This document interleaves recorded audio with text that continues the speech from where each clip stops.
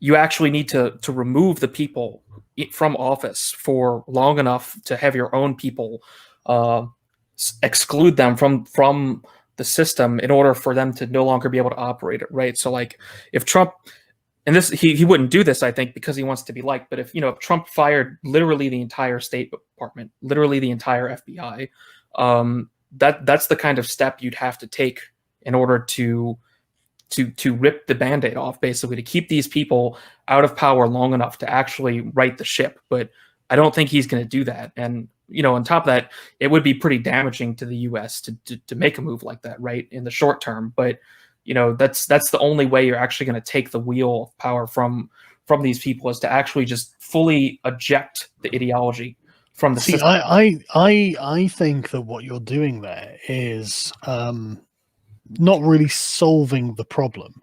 I think you're just delaying the problem, and it's entirely possible that Marxism will spend its 2 decades in the wilderness, but figure out a new angle of attack and then come back for more, right? So what we need to do really is find a way to set a new normal that feels as if just the Marxist worldview is old hat and has failed.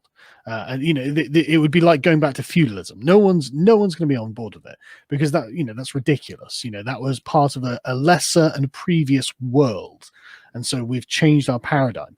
And so I genuinely think that we have to be looking at like post-enlightenment. So it's like, right, what did humanity learn from the Enlightenment? What was good about it? What was bad about it? And we should take the good, discard the bad, and then replace what the bad was trying to fill with something that is actually useful and wholesome.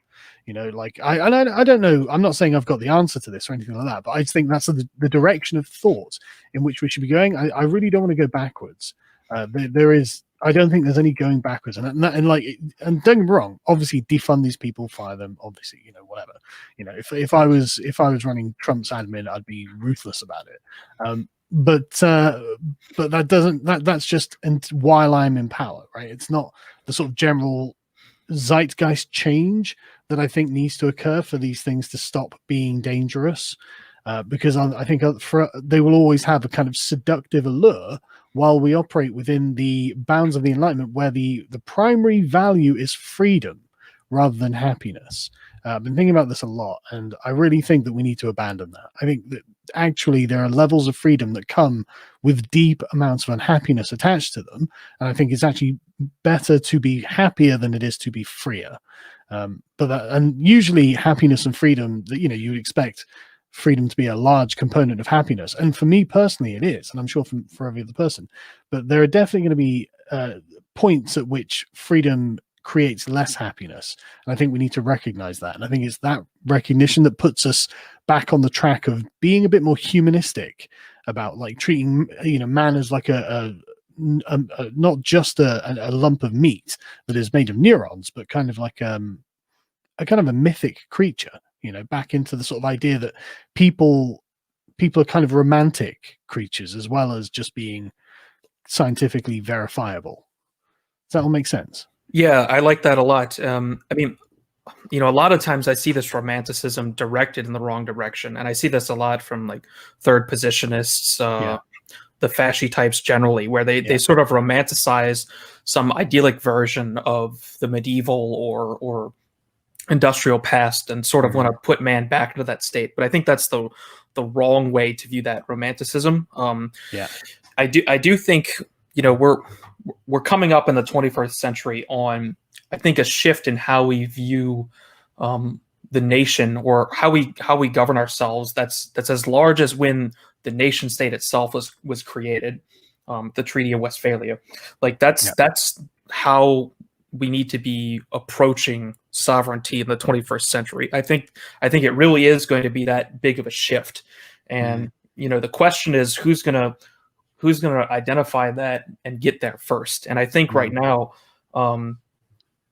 we are thinking in the correct direction. And if we can actually figure out how humanity is going to govern itself in the 21st century and beyond, as compared to the old way before the neoliberals are able to do this, then we can actually lay that foundation. And I don't really know what that looks like yet. I read an interesting essay. I don't know if you read it, Settler's Lament, but Moldbug's recent essay where he talks about Bit Zion or Bitcoin as a state, and he examines like the fundamental properties of sovereignty and what it actually means. And I feel like I need to reread the article to fully understand it technically, but I thought this was just an interesting way to think about sovereignty, is just to take these sovereign-esque concepts like Bitcoin and think about how something like it could form something that you would identify as a sovereign entity, which is completely different from a nation state. Because I think it's pretty clear that in the globalized world, this type of mode doesn't really work anymore, especially when the religious and cultural foundations that they depended on have all been eaten away by this scientific mode of government. And we can't let that dominate how we view human beings as just these like quantifiable entities. You're absolutely right about needing a mythical or metaphysical conception of what a human being is. And to me, that it really has to be a Christian foundation. Well, I take it that you guys are Christians yes. when you say that, yeah. right? Yeah, because obviously someone else will say it has to be something else. So, Christianity is the only thing the West has had for the past 2,000 years. Yes, but it also gave it up really easily, which makes me think. Really gives me the big think there. It's like, what's the deal there? I don't know though. But the thing is, I don't think going. I honestly think that for Europe, Western Europe, religiosity is a no-starter.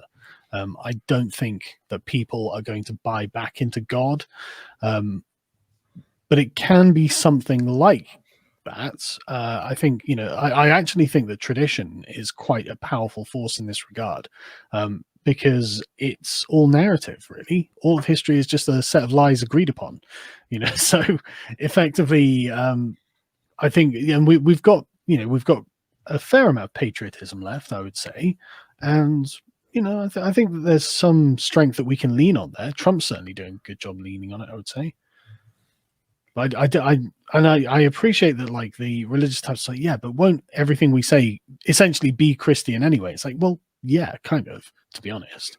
But if that's the case, what's your objection? Yeah, unfortunately, I suspect you're actually right there, and it's really difficult for me to envision how like a Christian revival in the West would actually work anytime in the near future. And it might simply be the case that we end up with some sort of perhaps Nietzschean mode of being. I mean, I know that's fairly popular, I find, among righties these days. The part that worries me about that is just how you actually anchor good and evil beyond simply like self-interest at that point. There are ways you can define self-interest where it favors the group, like it's in your self-interest to act in ways that's beneficial. I always hate those redefinitions because it feels a bit like a cope. It feels like, well, you just want to have your cake and eat it too. Yeah, so, exactly. Yeah. So that's really my main worry with any sort of metaphysical path outside of Christianity, is it's really difficult for me to see how it could be anchored in some way that can be said to be fundamentally good. That's really the thing that drew me back to Christianity from the new atheist phase is, to me, I recognized that evil existed as a metaphysical force, and thus its opposite, good, also exists. And good to me is identified as the Christian God, right? And I think that's, if you can actually recognize that evil exists, not merely good and bad, as Nietzsche might put it, but the metaphysical force of evil that actually can then get you a long way along the path toward the Christian worldview. But I don't think everyone is going to be of that mindset, and honestly, that's okay. I think the key is not having literally evil people in charge like we do now. So I think I've been thinking about this a lot again. I do spend an inordinate amount of time thinking about this kind of thing. I think that the Enlightenment has proven that values are actually subjective, and so this is a problem for religiosity, because your position is, of course, that God is an objective good, and if I don't believe in your God, then I don't believe in your objective good. So we can't have a proper conversation about it. So I think that there's actually quite an opportunity here for like a kind of Aristotelian revival, because it seems that Jordan Peterson, speaking about responsibility and duty, really sort of like furrowed, turned up a bunch of really fertile ground here, because obviously a lot of people were thinking, right, we need meaning and purpose, and we are not in a framework that believes in an objective morality. And so that's fine, because from an Aristotelian position, it's all individualistic. And so you can say that this is sort of your subjective experience. And I've been trying to sort of actually sort of adhere to Aristotle's view on virtue for the last, I'd say, about a year now. And I really feel like I've had really positive improvements in my life. I just by taking Aristotle seriously, I really feel like I'm doing good work. And I think that what's happened is that the new atheists threw out the sort of baby with the bathwater. Okay, fine. You want to get rid of the deification, the idea of an abstract God, etc., etc. But Aristotle had a huge influence on Christian thought, and it seems that a lot of that gets taken out with it, and so it gets replaced with, I think, communism, essentially. That seems to be the only logical Enlightenment conclusion, is absolute freedom from everything. So there will be no state, no structure, no hierarchy, no nothing. It's like, right, okay, that's really counterproductive. And I think that taking a sort of like pre-Enlightenment, sort of, genuinely the sort of virtue ethics view is helpful for the individual. And I think there's power in that can be used to go forward. But you guys let me know what you think, because I'm probably full of shit. Yeah, I mean, I do agree. I obviously don't agree that value is subjective, but I do agree that you guys wouldn't. Yeah, I mean, I can't be a Christian. Yeah. But I do agree that there needs to be a return to traditional philosophy for people to for there to be any sort of restoration of this, whether it's through traditional religion or something else. And more importantly, there needs to be a return to traditional understandings of morality, especially virtue ethics, because there needs to be an abandonment of modern social liberalism. And I don't just mean like the particular policies that we understand as being associated with social liberalism. I mean what you're talking about, the idea of trying to free ourselves from from any type of constraint. That is true freedom. Without defeating that, there's no way to really get any of these things that we're talking about. And just to point out one quick thing, like I would put Hunter Biden in the category of someone who has true freedom. Like this guy seems to have absolutely no limits whatsoever, and he seems to be constrained by nothing. He's got all the money in the world. He's got all the connections in the world. He's so many doors have opened to him because he is a Biden. All the degeneracies in the world, and the man just looks like a slave to his own passions to me. He looks like like in the text message where he's saying, I can't have this girl here because I'll be wandering around naked, smoking crack and talking to cam whores or whatever. It's like, dude, then just don't. Like fucking, but a man who literally can't control himself, and so it's like that to me is not someone who's free. That to me is someone who is definitely a slave of something, and I think that we need to emphasize this kind of personal discipline-based alternative, because I just really think the people who follow this kind of worldview you just look at them and they seem better. It doesn't take much measurement to prove it. So, and I think there's strength in it. And I think it will actually help people as well. That's the thing. It's not just because I want to advance a particular agenda. I think this will actually help.